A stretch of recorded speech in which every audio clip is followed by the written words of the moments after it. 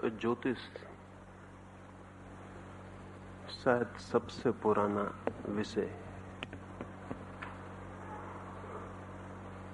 और एक अर्थों में सबसे ज्यादा तिरस्कृत विषय भी है।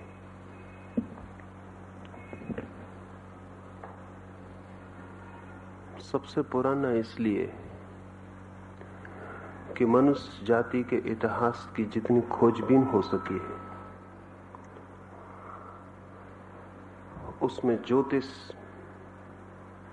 ऐसा कोई भी समय नहीं था जब मौजूद न रहा हो। जीसस से 25,000 वर्ष पूर्व सुमेर में मिले हुए हड्डी के अवशेषों पर ज्योतिष के चिन्ह अंकित हैं।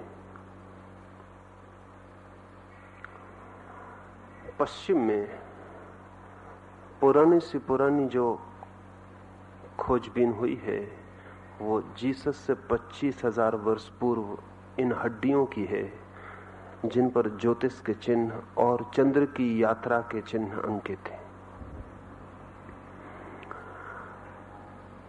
लेकिन भारत में तो बात और भी पुरानी है। ऋग्वेद में 95,000 वर्ष पूर्व ग्रह नक्षत्रों की जैसी स्थिति थी उसका उल्लेख है।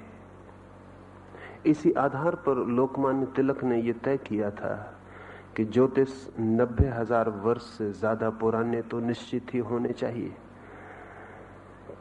क्योंकि वेद में यदि 95,000 वर्ष पहले जैसी नक्षत्रों की स्थिति थी उसका उल्लेख है तो वो उल्लेख इतना पुराना तो होगा ही, क्योंकि उस समय जो स्थिति थी नक्षत्रों की उसे बाद में जानने का कोई भी उपाय नहीं था। अब हमारे पास ऐसे वैज्ञानिक साधन उपलब्ध हो सके हैं कि हम जान सकें अतीत में कि नक्षत्रों की स्थिति कब कैसी रही होगी।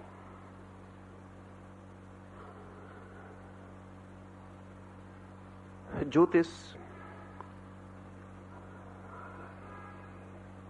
की सर्वाधिक गहरी मान्यताएं भारत में पैदा हुई। सच तो यह है कि ज्योतिष के कारण ही गणित का जन्म हुआ।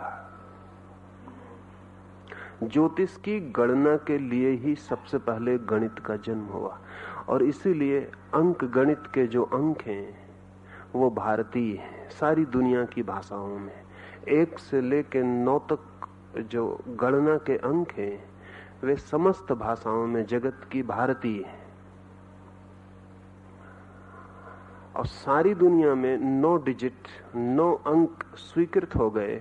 उसका भी कुल कारण इतना है कि वे 9 अंक भारत में पैदा हुए और धीरे धीरे सारे जगत में फैल गए। जिसे आप अंग्रेजी में 9 कहते हैं वो अंग्रेजी के संस्कृत के 9 का ही रूपांतरण है। जिसे आप 8 कहते हैं वो संस्कृत के 8 का ही रूपांतरण है। 1 से लेकर 9 तक जगत की समस्त सभ्य भाषाओं में गणित के जो अंकों का प्रचलन है वो भारतीय ज्योतिष के प्रभाव में हुआ। भारत से ज्योतिष की पहली किरणें सुमेर की सभ्यता में पहुंची। सुमेरियंस ने सबसे पहले ईसा से 6,000 वर्ष पूर्व पश्चिम के जगत के लिए ज्योतिष का द्वार खोला। सुमेरियंस ने सबसे पहले नक्षत्रों के वैज्ञानिक अध्ययन की आधारशिलाएं रखी। उन्होंने बड़े ऊंचे 700 फीट ऊंचे मीनार बनाए और उन मीनारों पर सुमेरियन पुरोहित 24 घंटे आकाश का अध्ययन करते थे। 2 कारणों से। एक तो सुमेरियन को इस गहरे सूत्र का पता चल गया था कि मनुष्य के जगत में जो भी घटित होता है उस घटना का प्रारंभिक स्रोत नक्षत्रों से किसी न किसी भांति संबंधित है। जीसस से 6000 वर्ष पहले सुमेरियंस की यह धारणा कि पृथ्वी पर जो भी बीमारी पैदा होती है, जो भी महामारी पैदा होती है, वो सब नक्षत्रों से संबंधित है। अब तो इसके लिए वैज्ञानिक आधार मिल गए हैं, और जो लोग आज के विज्ञान को समझते हैं वो कहते हैं सुमेरियंस ने मनुष्य जाति का असली इतिहास प्रारंभ किया। इतिहासज्ञ कहते हैं कि सब तरह का इतिहास सुमेर से शुरू होता है। 1920 में चिज़ेवस्की नाम के एक रूसी वैज्ञानिक ने इस बात की खोजबीन की कि जब भी सूरज पर हर 11 वर्षों में पीरियोडिकली बहुत बड़ा विस्फोट होता है। सूर्य पर हर 11 वर्ष में आणविक विस्फोट होता है। और चिज़ेवस्की ने यह खोजबीन की कि जब भी सूरज पर 11 वर्षों में आणविक विस्फोट होता है, तभी पृथ्वी पर युद्ध और क्रांतियों के सूत्रपात होते हैं। और उसने कोई 700 वर्ष के लंबे इतिहास में सूर्य पर जब भी दुर्घटना घटती है, तभी पृथ्वी पर दुर्घटना घटती है, इसका इतना वैज्ञानिक विश्लेषण किया कि स्टालिन ने उसे 1920 में उठा के जेल में डाल दिया। वो स्टालिन के मरने के बाद ही चिज़ेवस्की छूट सका, क्योंकि स्टालिन के लिए तो अजीब बात हो गई। मार्क्स का और कम्युनिस्टों का ख्याल है कि पृथ्वी पर जो क्रांतियां होती हैं उनका कारण मनुष्य के बीच आर्थिक वैभिन्न है, और चिज़ेवस्की कहता है कि क्रांतियों का कारण सूरज पर हुए विस्फोट है।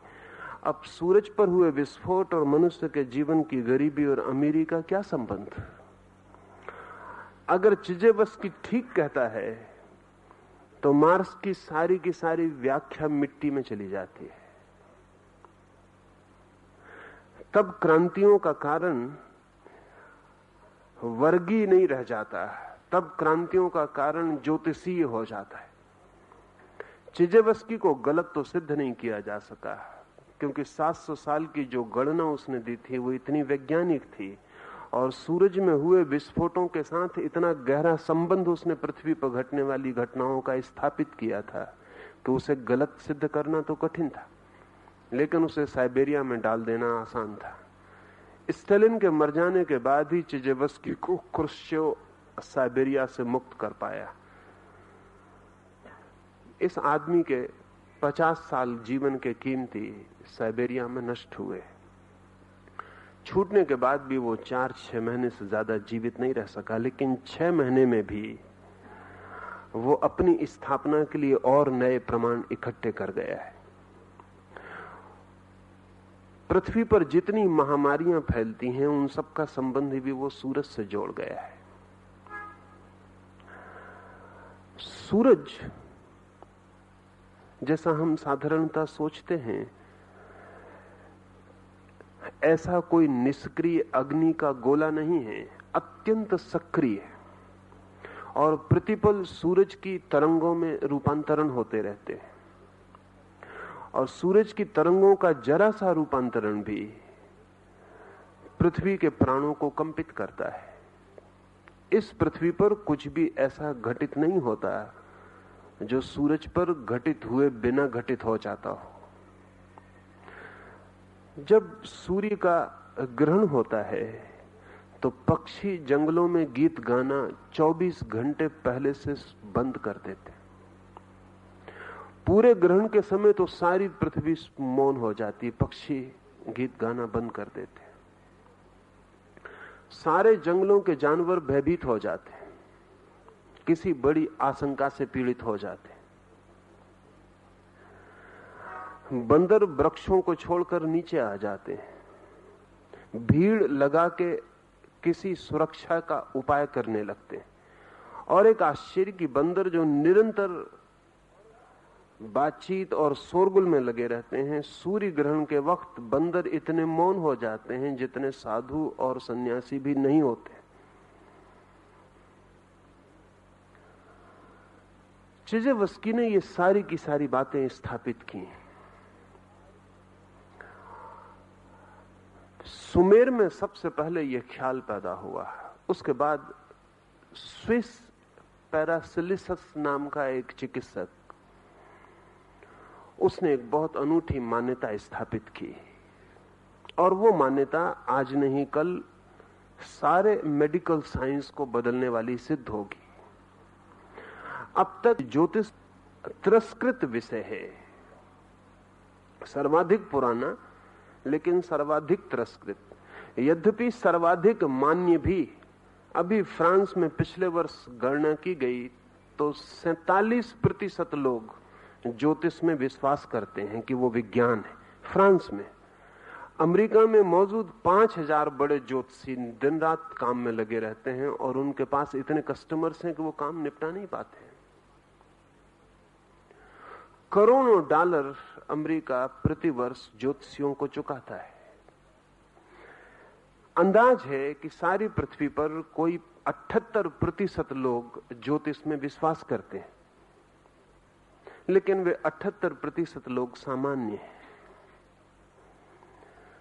वैज्ञानिक, विचारक, बुद्धिवादी ज्योतिष की बात सुन के ही चौंक जाते हैं। सी जुंग ने कहा है कि 300 वर्षों से विश्वविद्यालयों के द्वार ज्योतिष के लिए बंद है, यद्यपि आने वाले 30 वर्षों में ज्योतिष तुम्हारे दरवाजों को तोड़कर विश्वविद्यालयों में पुनः प्रवेश पाकर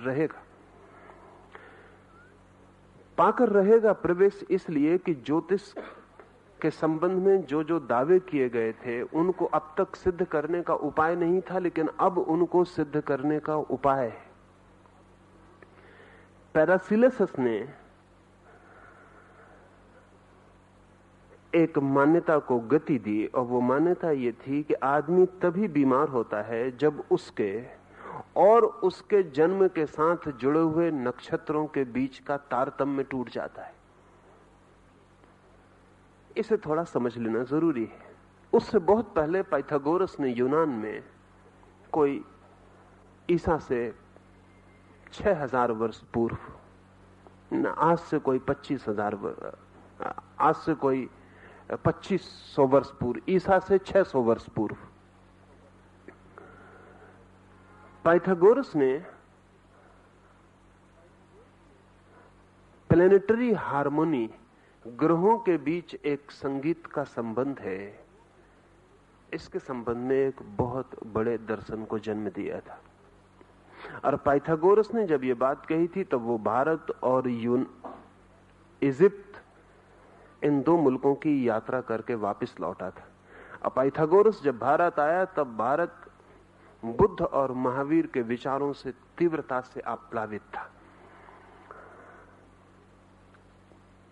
पाइथागोरस हिंदुस्तान से वापस लौट के जो बातें कहा है उसमें उसने महावीर और विशेषकर जैनों के संबंध में बहुत सी बातें महत्वपूर्ण कही।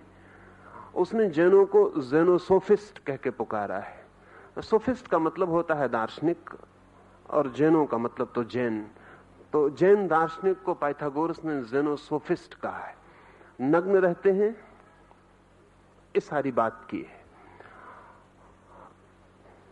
पाइथागोरस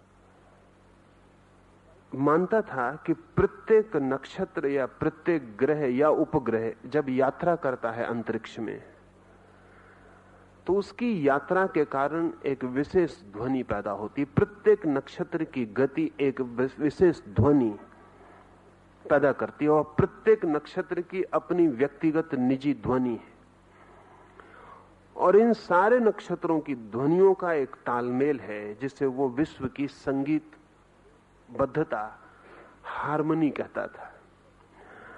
जब कोई मनुष्य जन्म लेता है तब उस जन्म के क्षण में इन नक्षत्रों के बीच जो संगीत की व्यवस्था होती है वो उस मनुष्य के प्राथमिक सरलतम संवेदनशील चित्त पर अंकित हो जाती है। वही उसे जीवन भर स्वस्थ और अस्वस्थ करती है। जब भी वो अपनी उस मौलिक जन्म के साथ पाई गई संगीत व्यवस्था के साथ तालमेल बना लेता है तो स्वस्थ हो जाता है, और जब उसका तालमेल छूट जाता है तो अस्वस्थ हो जाता है। पैरासिलिस ने इस संबंध में बड़ा महत्वपूर्ण काम किया। वो किसी मरीज को दवा नहीं देता था जब तक उसकी जन्म कुंडली ना देख ले।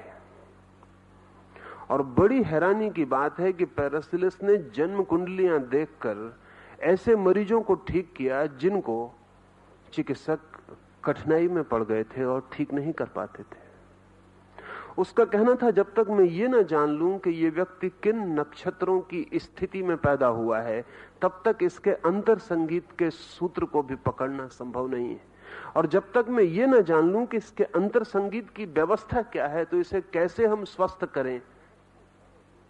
क्योंकि स्वास्थ्य का क्या अर्थ है, इसे थोड़ा समझ लें।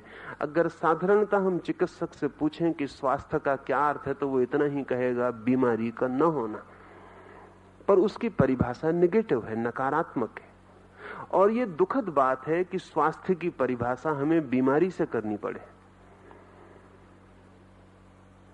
स्वास्थ्य तो पॉजिटिव चीज है, बीमारी नेगेटिव है, नकारात्मक है। स्वास्थ्य तो स्वभाव है, बीमारी तो आक्रमण है। तो स्वास्थ्य की परिभाषा हमें बीमारी से करनी पड़े, ये बात अजीब है। घर में रहने वाले की परिभाषा मेहमान से करनी पड़े तो बात अजीब है। स्वास्थ्य तो हमारे साथ है, बीमारी कभी होती है। स्वास्थ्य तो हम लेकर पैदा होते हैं, बीमारी उस पर आती है। पर हम स्वास्थ्य की परिभाषा अगर चिकित्सकों से पूछें तो वो यही कह पाते हैं कि बीमारी नहीं है तो स्वस्थ है। पैरासिलिस कहता था ये व्याख्या गलत है, स्वास्थ्य की पॉजिटिव डेफिनेशन होनी चाहिए। पर उस पॉजिटिव डेफिनेशन को, उस विधायक व्याख्या को कहां से पकड़ेंगे। तब पैरासिलिस कहता था, जब तक हम तुम्हारे अंतर्निहित संगीत को न जान लें, वही तुम्हारा स्वास्थ्य है, तब तक हम ज्यादा से ज्यादा तुम्हारी बीमारियों से तुम्हारा छुटकारा करवा सकते हैं।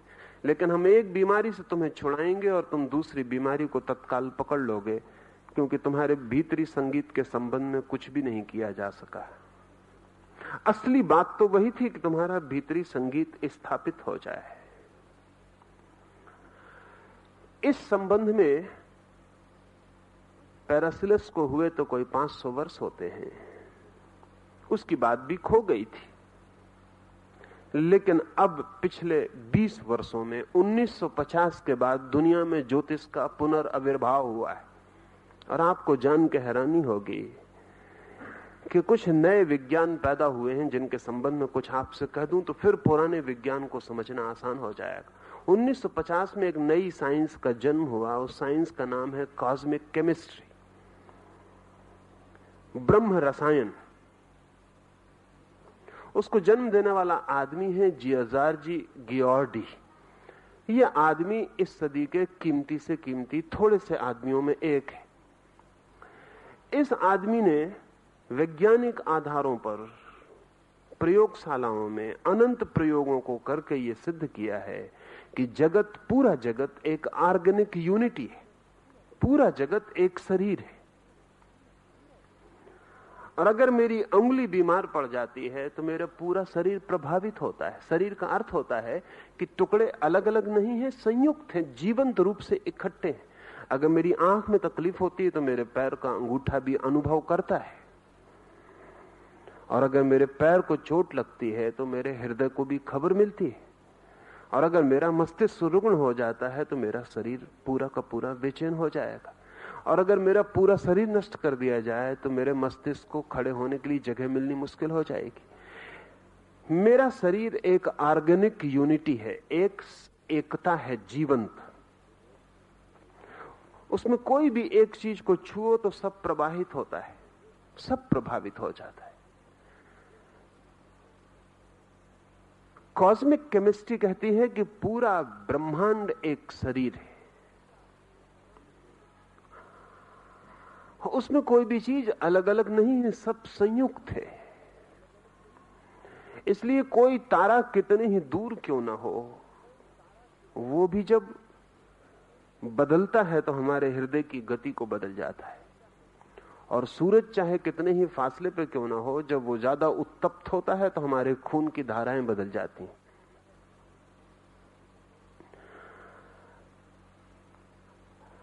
हर 11 वर्षों में,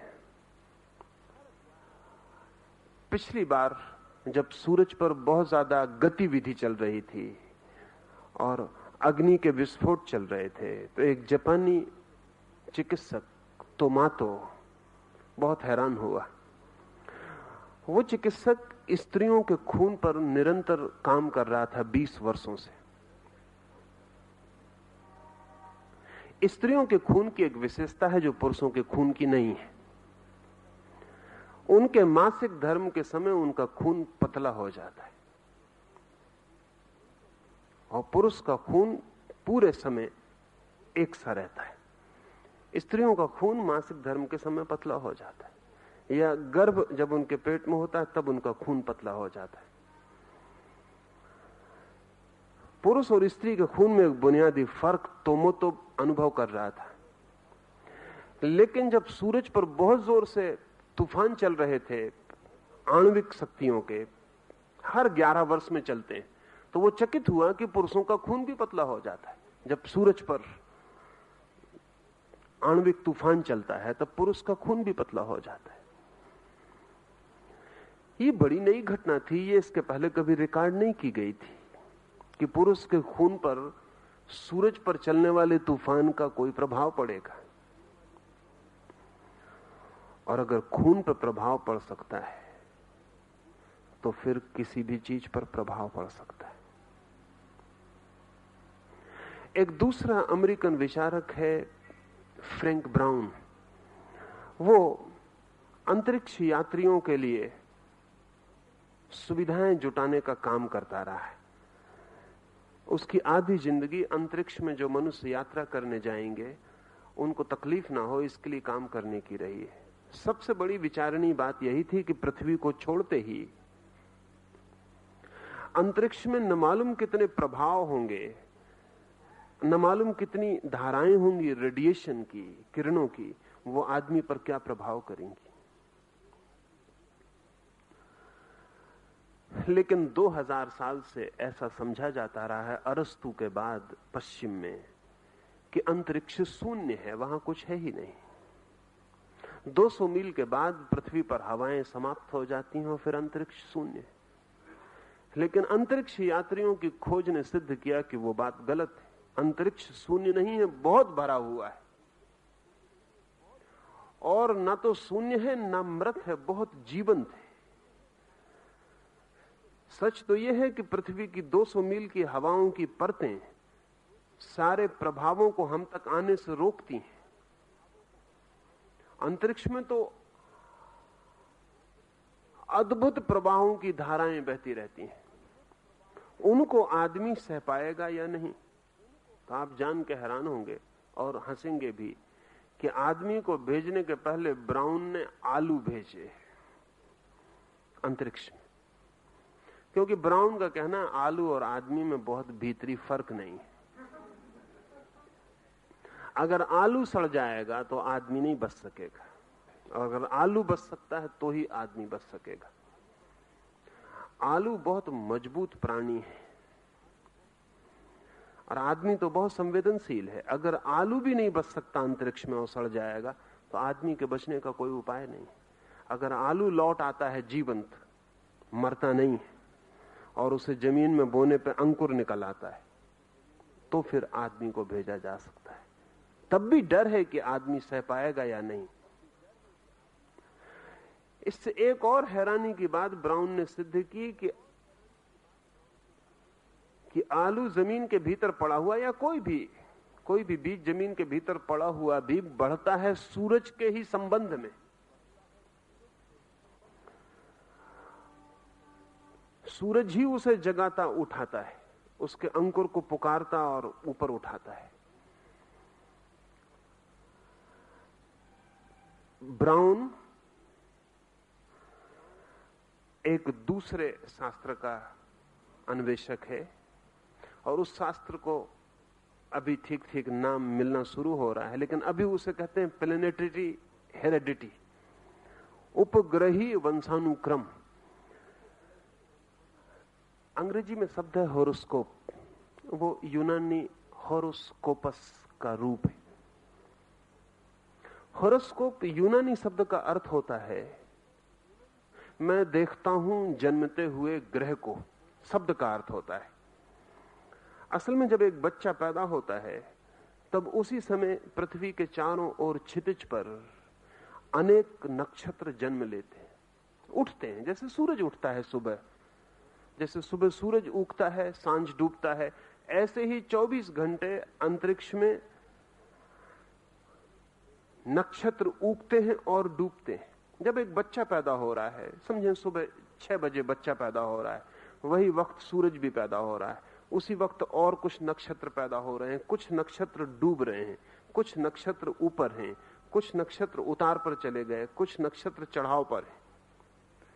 ये बच्चा जब पैदा हो रहा है तब अंतरिक्ष में नक्षत्रों की एक स्थिति है। अब तक ऐसा समझा जाता था, और अभी भी अधिक लोग जो बहुत गहराई से परिचित नहीं है वो ऐसा ही सोचते हैं कि चांद तारों से आदमी के जन्म का क्या लेना देना। चांद तारे कहीं भी हों, इससे एक गांव में बच्चा पैदा हो रहा है, इससे क्या फर्क पड़ेगा। फिर वे ये भी कहते हैं कि एक ही बच्चा पैदा नहीं होता, एक तिथि में एक नक्षत्र की स्थिति में लाखों बच्चे पैदा होते हैं, उनमें से एक प्रेसिडेंट बन जाता है किसी मुल्क का, बाकी तो नहीं बन पाते। एक उनमें से 100 वर्ष का होकर मरता है, दूसरा 2 दिन का ही मर जाता है। एक उसमें से बहुत बुद्धिमान होता है और एक निर्बुद्धि रह जाता है। तो साधारण देखने पर पता चलता है कि इन ग्रह नक्षत्रों की स्थिति का किसी के बच्चे के पैदा होने से, होरोस्कोप से क्या संबंध हो सकता है। यह तर्क इतना सीधा और साफ मालूम होता है कि ये चांद तारे एक बच्चे के जन्म की चिंता भी नहीं करते हैं। और फिर एक बच्चा ही पैदा नहीं होता, एक स्थिति में लाखों बच्चे पैदा होते, पर लाखों बच्चे एक से नहीं होते। इन तर्कों से ऐसा लगने लगा था, 300 वर्षों से तर्क दिए जा रहे हैं कि कोई संबंध नक्षत्रों से व्यक्ति के जन्म का नहीं है। लेकिन ब्राउन, पिकॉडी और इन सारे लोगों की तो इन सब की खोज का एक अद्भुत परिणाम हुआ है, और वो ये कि ये वैज्ञानिक कहते हैं अभी हम ये तो नहीं कह सकते कि व्यक्तिगत रूप से कोई बच्चा प्रभावित होता होगा, लेकिन अब हम ये पक्के रूप से कह सकते हैं कि जीवन प्रभावित होता है। एक बात, व्यक्तिगत रूप से बच्चा प्रभावित होता होगा हम अभी नहीं कह सकते हैं, लेकिन जीवन निश्चित रूप से प्रभावित होता है।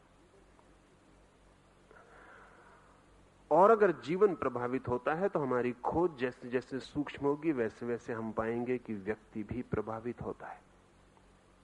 इससे एक बात और ख्याल में ले लेनी जरूरी है, जैसा सोचा जाता रहा है वो तथ्य नहीं है। ऐसा सोचा जाता रहा है कि ज्योतिष विकसित विज्ञान नहीं है,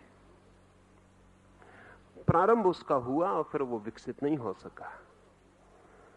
लेकिन मेरे देखे स्थिति उल्टी है। ज्योतिष किसी सभ्यता के द्वारा बहुत बड़ा विकसित विज्ञान है, फिर वो सभ्यता खो गई और हमारे हाथ में ज्योतिष के अधूरे सूत्र रह गए। ज्योतिष कोई नया विज्ञान नहीं है जिसे विकसित होना है, बल्कि कोई विज्ञान है जो पूरी तरह विकसित हुआ था और फिर जिस सभ्यता ने उसे विकसित किया वो खो गई, और सभ्यताएं रोज आती हैं और खो जाती हैं। फिर उनके द्वारा विकसित चीजें भी अपने मौलिक आधार खो देती हैं, सूत्र भूल जाती हैं, उनके आधारशिलाएं खो जाती हैं। विज्ञान आज इसे स्वीकार करने के निकट पहुंच रहा है कि जीवन प्रभावित होता है, और एक छोटे बच्चे के जन्म के समय उसकी चित्त की स्थिति ठीक वैसी होती है जैसे बहुत सेंसिटिव फोटोप्लेट की। इस पर 2-3 बातें और ख्याल में ले लें।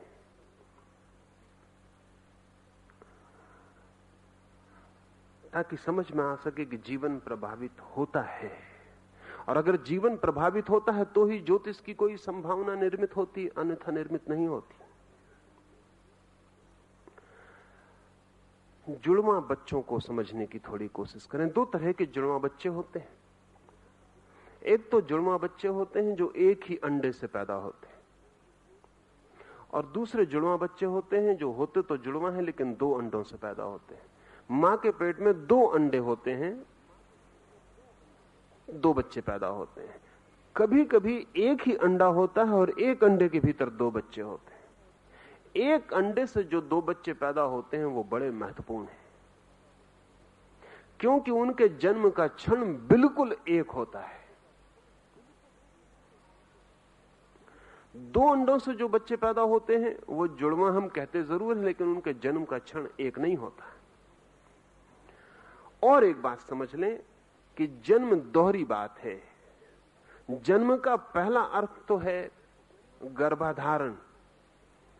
ठीक जन्म तो उस दिन होता है जिस दिन मां के पेट में गर्भ आरोपित होता है। ठीक जन्म,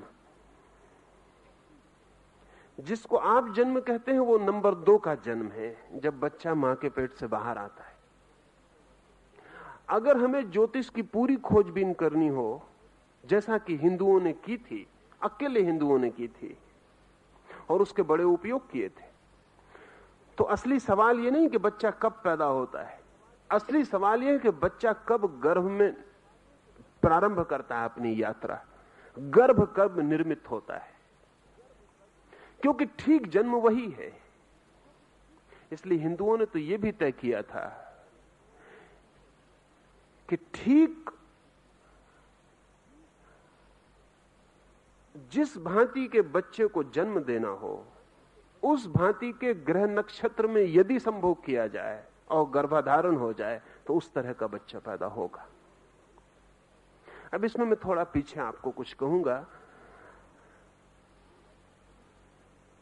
क्योंकि इस संबंध में भी काफी काम इधर हुआ है और बहुत सी बातें साफ हुई हैं। साधारणतः हम सोचते हैं कि एक बच्चा सुबह 6 बजे पैदा होता है, तो 6 बजे पैदा होता है इसलिए 6 बजे प्रभात में जो नक्षत्रों की स्थिति होती है उससे प्रभावित होता है। लेकिन ज्योतिष को जो गहरा जानते हैं वो कहते हैं कि वो 6 बजे पैदा होने की वजह से ग्रह नक्षत्र उस पर प्रभाव डालते हैं, ऐसा नहीं। वो जिस तरह के प्रभावों के बीच पैदा होना चाहता है उस घड़ी और नक्षत्र को जन्म के लिए चुनता है। ये बिल्कुल भिन्न बात है। बच्चा जब पैदा हो रहा है, ज्योतिष की गहन खोज करने वाले लोग कहेंगे कि वो अपने ग्रह नक्षत्र चुनता है कि कब उसे पैदा होना है। और गहरे जाएंगे तो वो अपना गर्भाधारण भी चुनती है। प्रत्येक आत्मा अपना गर्भाधारण चुनती है कि कब उसे गर्भ स्वीकार करना है, किस क्षण में। क्षण छोटी घटना नहीं है, क्षण का अर्थ पूरा विश्व उस क्षण में कैसा है और उस क्षण में पूरा विश्व किस तरह की संभावनाओं के द्वार खोलता है। जब एक अंडे में 2 बच्चे एक साथ गर्भाधारण लेते हैं तो उनके गर्भाधारण का क्षण एक ही होता है और उनके जन्म का क्षण भी एक होता है। अब ये बहुत मजे की बात है कि एक ही अंडे से पैदा हुए 2 बच्चों का जीवन इतना एक जैसा होता है, इतना एक जैसा होता है कि यह कहना मुश्किल है कि जन्म का क्षण प्रभाव नहीं डालता।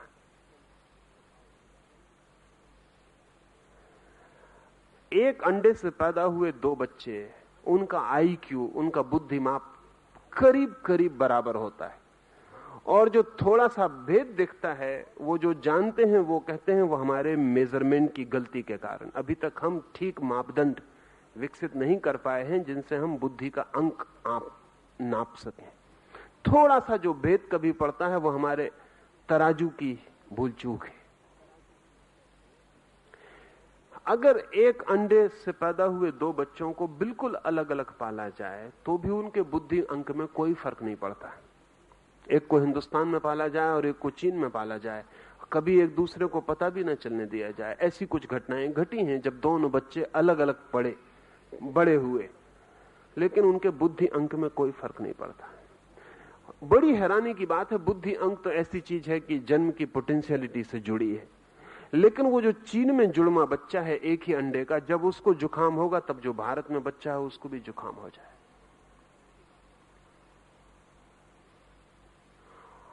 आमतौर से एक अंडे से पैदा हुए बच्चे एक ही साल में मरते हैं। ज्यादा से ज्यादा उनकी मृत्यु में फर्क 3 महीने का होता है और कम से कम 3 दिन का, पर वर्ष वही होता है। अब तक ऐसा नहीं हो सका कि एक ही अंडे से पैदा हुए 2 बच्चे की मृत्यु के बीच वर्ष का फर्क पड़ा हो। 3 महीने से ज्यादा का फर्क नहीं पड़ता है। अगर एक बच्चा मर गया है तो हम मान सकते हैं कि 3 दिन के बाद और 3 महीने के बीच दूसरा बच्चा मर जाएगा।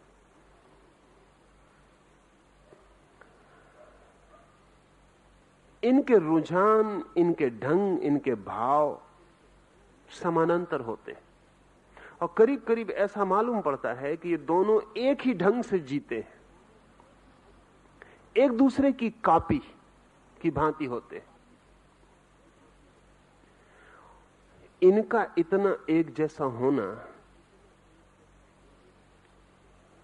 और बहुत सी बातों से सिद्ध होता है।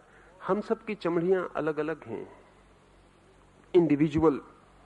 अगर मेरा हाथ टूट जाए और मेरी चमड़ी बदलनी पड़े तो आपकी चमड़ी मेरे हाथ के काम नहीं आएगी, मेरे ही शरीर की चमड़ी उखाड़ के लगानी पड़ेगी।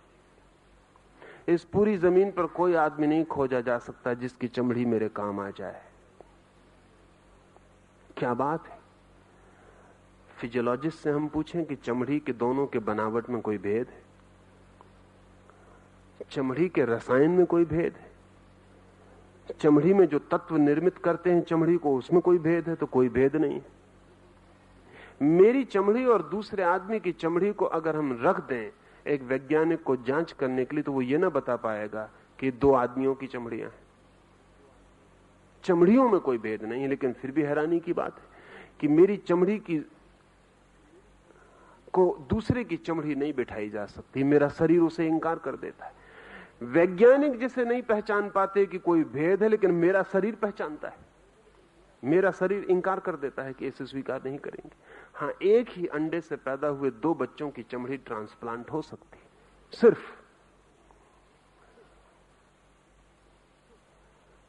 एक दूसरे की चमड़ी को एक दूसरे पर बिठाया जा सकता है, शरीर इंकार नहीं करेगा। क्या कारण होगा, क्या वजह होगी? अगर हम कहें एक ही मां बाप के बेटे हैं तो 2 भाई भी एक ही मां बाप के, उनकी चमड़ी नहीं बदली जा सकती, सिवाय इसके कि ये दोनों बेटे एक क्षण में निर्मित हुए हैं और कोई इनमें समानता नहीं है। क्योंकि उसी बाप और उसी मां से पैदा हुए दूसरे भाई भी हैं, उन पर चमड़ी काम नहीं करती है, उनकी चमड़ी एक दूसरे पर नहीं बदली जा सकती। सिर्फ इनका बर्थ मूवमेंट, बाकी तो सब एक है, वही मां बाप है। सिर्फ एक बात बड़ी भिन्न है और वो है इनके जन्म का क्षण। क्या जन्म का क्षण इतना महत्वपूर्ण रूप से प्रभावित करता है कि उम्र भी दोनों की करीब करीब, बुद्धि माप करीब करीब, दोनों की चमड़ियों का ढंग एक सा, दोनों के शरीर के व्यवहार करने की बात एक सी, दोनों बीमार पड़ते हैं तो एक सी बीमारियों से, दोनों स्वस्थ होते हैं तो एक सी दवाओं से। क्या जन्म का क्षण इतना प्रभावी हो सकता है? ज्योतिष कहता रहा है इससे भी ज्यादा प्रभावी है जन्म का क्षण। लेकिन आज तक ज्योतिष के लिए वैज्ञानिक सहमति नहीं थी, पर अब सहमति बढ़ती जाती है। इस सहमति में कई नए प्रयोग सहयोगी बने हैं। एक तो जैसे ही हमने आर्टिफिशियल सैटेलाइट्स, हमने कृत्रिम उपग्रह अंतरिक्ष में छोड़े, वैसे ही हमें पता चला कि सारे जगत से, सारे ग्रह नक्षत्रों से, सारे ताराओं से निरंतर अनंत प्रकार की किरणों का जाल प्रवाहित होता है जो पृथ्वी पर टकराता है। और पृथ्वी पर कोई भी ऐसी चीज नहीं है जो उससे अप्रभावित छूट जाए।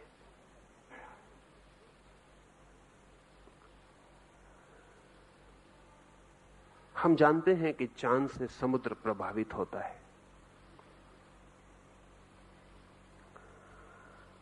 लेकिन हमें ख्याल नहीं है कि समुद्र में पानी और नमक का जो अनुपात है वही आदमी के शरीर में पानी और नमक का अनुपात है, द सेम प्रोपोर्शन। और आदमी के शरीर में 65% पानी है, और नमक और पानी का वही अनुपात है जो अरब की खाड़ी में। अगर समुद्र का पानी प्रभावित होता है चांद से, तो आदमी के शरीर के भीतर का पानी क्यों प्रभावित नहीं होगा? अभी इस संबंध में जो खोजबीन हुई उसमें 2-3 तथ्य ख्याल में ले लेने जैसे हैं। वो ये कि पूर्णिमा के निकट आते आते सारी दुनिया में पागलपन की संख्या बढ़ती है। अमावस के दिन दुनिया में सबसे कम लोग पागल होते हैं, पूर्णिमा के दिन सर्वाधिक। चांद के बढ़ने के साथ अनुपात पागलों का बढ़ना शुरू होता है। पूर्णिमा के दिन पागलखानों में सर्वाधिक लोग प्रवेश करते हैं और अमावस के दिन पागलखानों से सर्वाधिक लोग बाहर जाते हैं। अब तो इसके स्टैटिस्टिक्स उपलब्ध हैं। अंग्रेजी में शब्द है लूनाटिक। लूनाटिक का मतलब होता है चांद मारा, लूनार। हिंदी में भी पागल के लिए चांद मारा शब्द है, बहुत पुराना शब्द है। और लूनाटिक भी कोई 3000 साल पुराना शब्द है। कोई 3000 साल पहले भी आदमियों को ख्याल था कि चांद पागल के साथ कुछ ना कुछ करता है।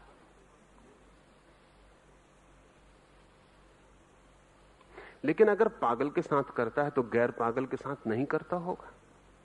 आखिर मस्तिष्क की बनावट, आदमी के शरीर के भीतर की संरचना तो एक जैसी है।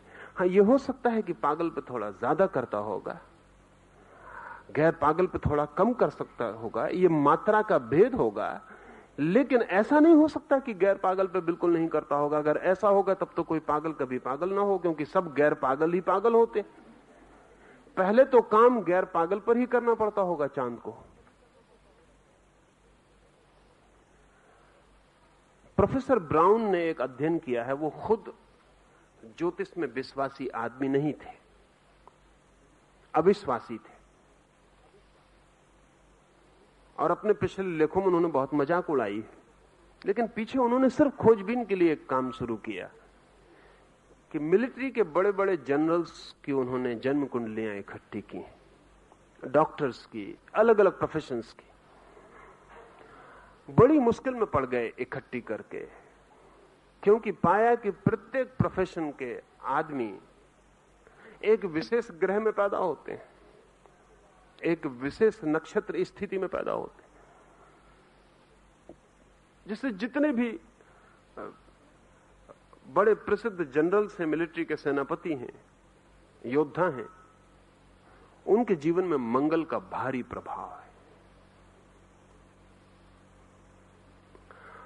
वही प्रभाव प्रोफेसर की जिंदगी में बिल्कुल नहीं है। ब्राउन ने जो अध्ययन किया, कोई 50,000 व्यक्तियों का, जो भी सेनापति हैं, उनके जीवन में मंगल का प्रभाव भारी है। आमतौर से जब वे पैदा होते हैं तब मंगल जन्म ले रहा होता है। उनके जन्म की घड़ी मंगल के जन्म की घड़ी होती है। ठीक उससे विपरीत जितने पैसिफिस्ट हैं दुनिया में, जितने शांतिवादी हैं, वो कभी मंगल के जन्म के साथ पैदा नहीं होते। एक आध मामले में यह संयोग हो सकता है, लेकिन लाखों मामलों में संयोग नहीं हो सकता।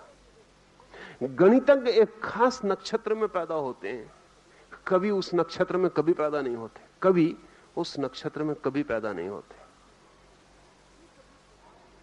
ये कभी एकाध के मामले में संयोग हो सकता है, लेकिन बड़े पैमाने पर संयोग नहीं हो सकता है। असल में कवि के ढंग और गणितज्ञ के ढंग में इतना भेद है कि उनके जन्म के क्षण में भेद होना ही चाहिए। ब्राउन ने कोई 10 अलग अलग व्यवसाय के लोगों का, जिनके बीच तीव्र फासले हैं, जैसे कवि है और गणितज्ञ है, या युद्धखोर सेनापति है और एक शांतिवादी बर्ट्रैंड रसल है,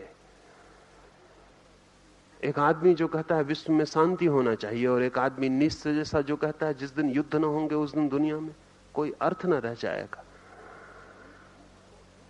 इनके बीच बौद्धिक विवाद ही है सिर्फ, या नक्षत्रों का भी विवाद है? इनके बीच केवल बौद्धिक फासले हैं या इनकी जन्म की घड़ी भी हाथ बटाती है? जितना अध्ययन बढ़ता जाता है उतना ही पता चलता है कि प्रत्येक आदमी जन्म के साथ विशेष क्षमताओं की सूचना देता है। ज्योतिष के साधारण जानकार कहते हैं कि वो इसलिए ऐसा करता है क्योंकि वो विशेष नक्षत्रों की व्यवस्था में पैदा हुआ। मैं आपसे कहना चाहता हूं कि वो विशेष नक्षत्रों में पैदा होने को उसने चुना।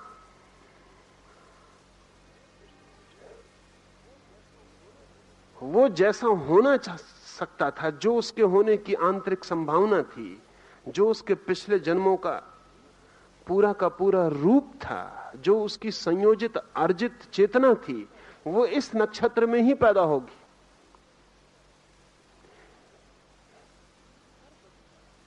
हर बच्चा, हर आने वाला नया जीवन इंसिस्ट करता है अपनी घड़ी के लिए।